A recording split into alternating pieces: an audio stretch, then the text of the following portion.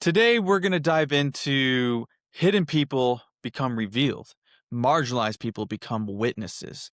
People who are often not seen or overlooked actually play some of the biggest roles in following Jesus.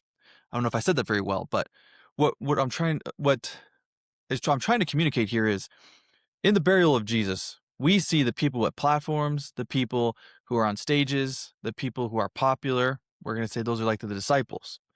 They are nowhere to be seen for the burial of Jesus. But instead, who comes out of the woodworks?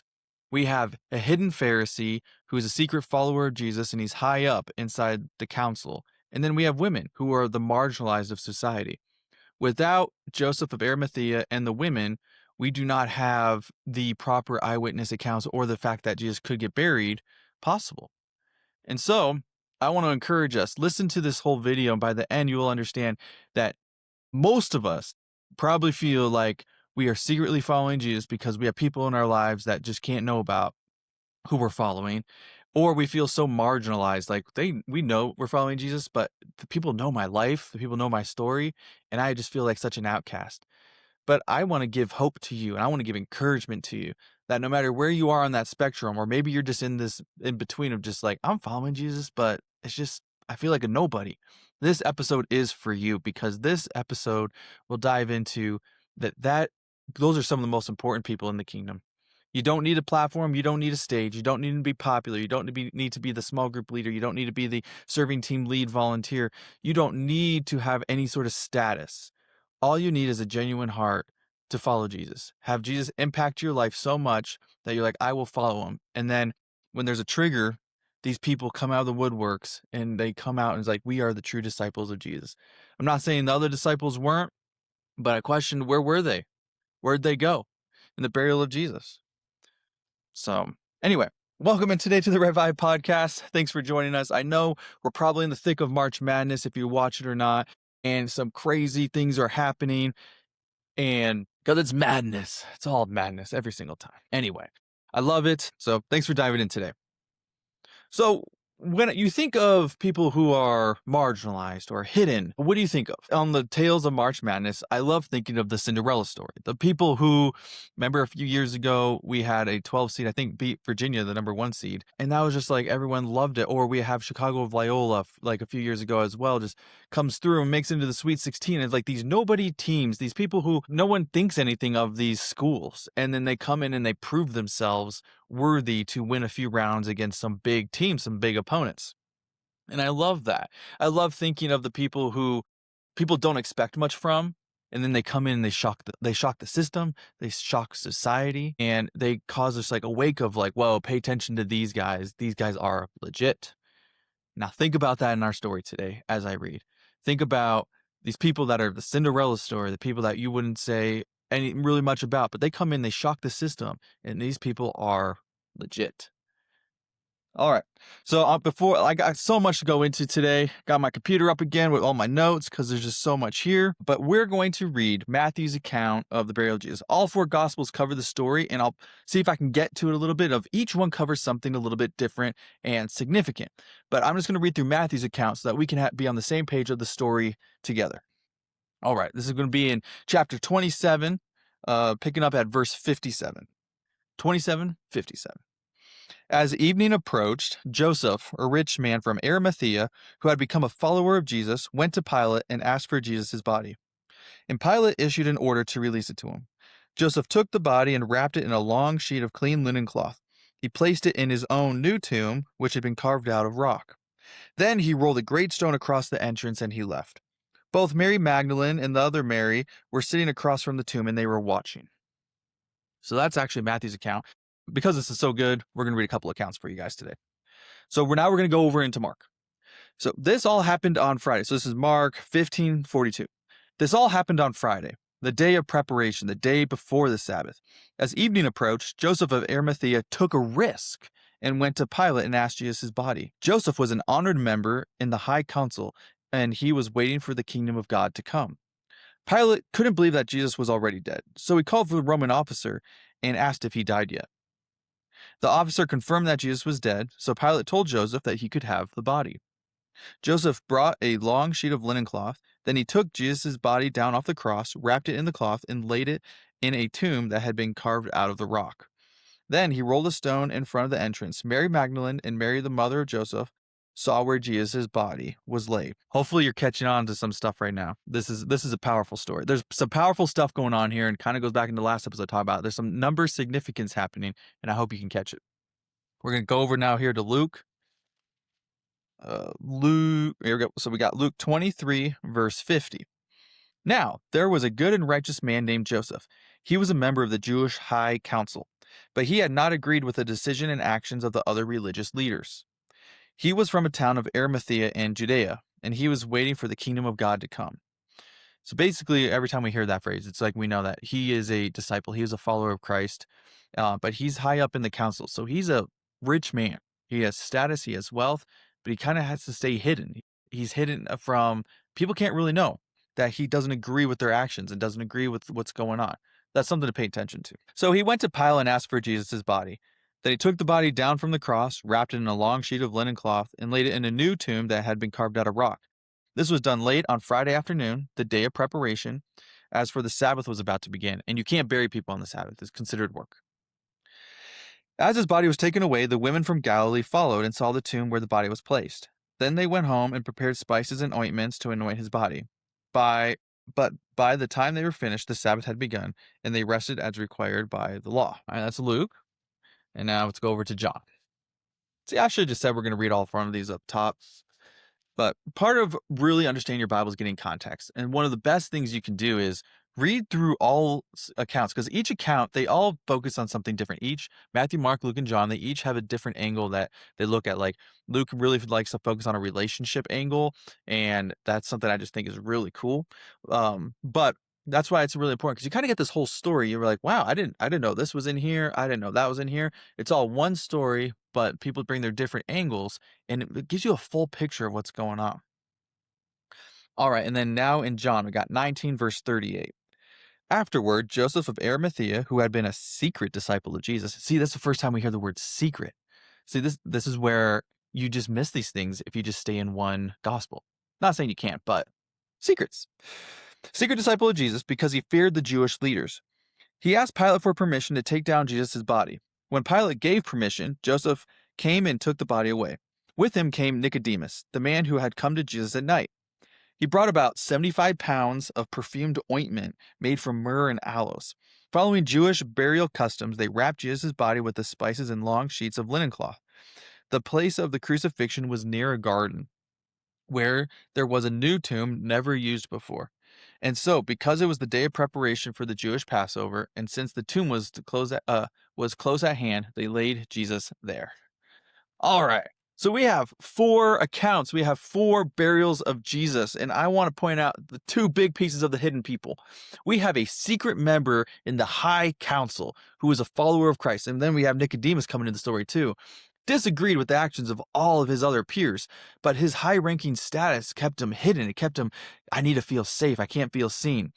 But when it came time to execute, kind of think about the Cinderella story, he executed. He came in and he shocked the system. He revealed who he really was. He's like, he is a disciple and follower of Jesus. And he's like, you know what? I have the money, I have the wealth, I have the resources to take care of this king. And the reason why I say this king, because we look at Nicodemus who joined in, and he brought in, it says right here, 75 pounds of myrrh and aloes. That is the amount that is used for the burial of a king.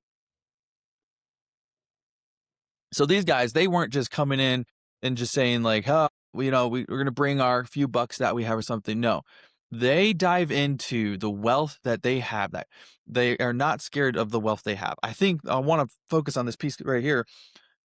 Wealth is okay. To have abundant wealth is very good. I don't think there's anything wrong with it. And these people, they use it for Jesus. That can't be cheap. To give someone a burial of like 75 pounds, that's going to cost some pretty penny. I should go look this up. You should go look it up. But then there's a new tomb that they put them in. But where does all this money come from? So that's where I think one of the hidden people in society might be kind of the multi-billion-dollar CEO. It's like you might not feel seen, you might not feel known, you might be a secret follower of Christ because your other CEO buddies can't know about you, or your CFO buddies. You're like, you're high ranking, like people can't know about who you really follow. But I challenge you, when the moment comes, when that other friend goes to the divorce, when that other CEO experiences financial hardship or something hits the fan, can you come out of hiding? Can you step forward and say, this is my moment. This is what I'm here for. Shock the system. Be the Cinderella story. So that's point one. Point number two is look at when you have, so this is so great. So one of the things is everything that happened in threes. Threes is like the verification. So did you notice something here?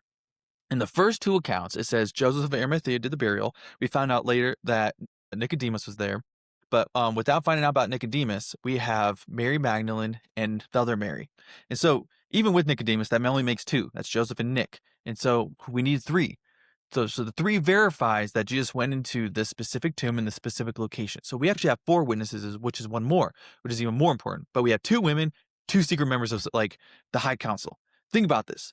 So now the four people that witnessed where Jesus was buried to confirm the fact that he was dead and to confirm the fact where he was buried and to confirm the fact he was in a new tomb, which is super important because if he wasn't placed in the keyword new tomb, people can say his body was mistaken for somebody else or somebody else's bones are in there. This was a never before used tomb, so that everyone knew that it can only be Jesus in that tomb. So that's super important too.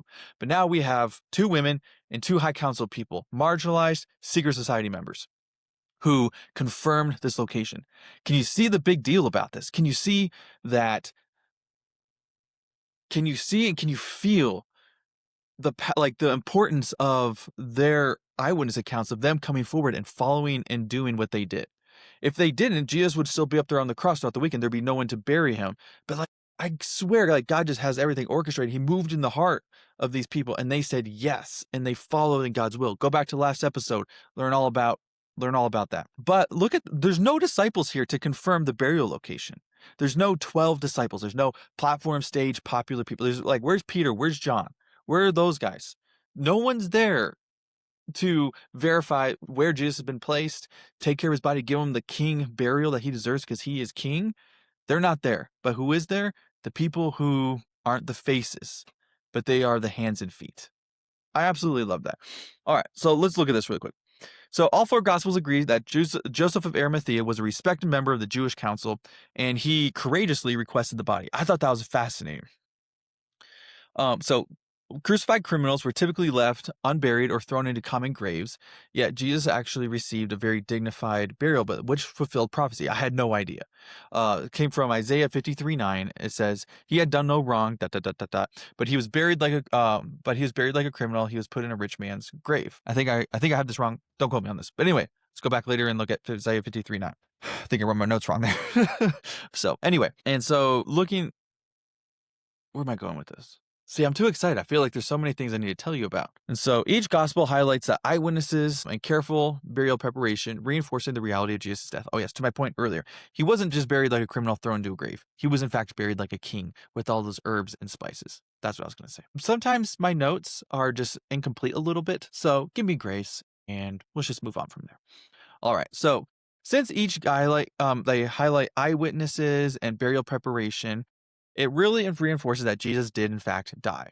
We have women witnesses, like I talked about. We have Nicodemus, like we talked about.